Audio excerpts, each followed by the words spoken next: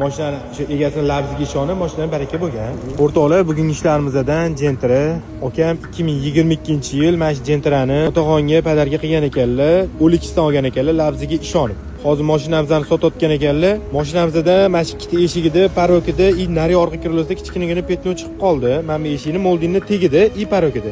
Ichiga udari o'tmagan. Akam 2022 olganlar. Aka O'likisdan olgansiz, to'g'rimi? Xo'p, mashinani shu egasini labziga ishonib, mashinaning baraka bo'lgan.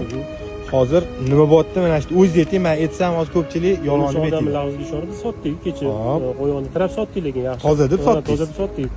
Bularga endi ko'rsatamiz deyishdi.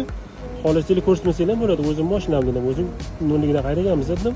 Ishonchli mashina dedim. Endi bular ham o'zingiz uchun ko'rsatib olamiz deb ko'rsatishgan ekan.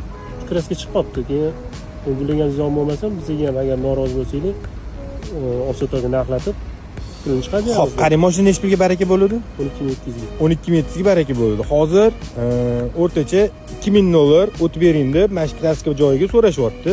Biza o'rtacha $1000 hozir ziyon qilyapsiz, to'g'rimi? $1000 o'rtacha o'tib bersangiz, yoki yomon emas deb men o'zim o'rtaga tashladim. Xolis, men u yoqdan bu yoqdan yurmayman. Mana shu mashinamizni hozir 1000 so'm qanidan o'tib beradigan bo'lyaptilar, aka.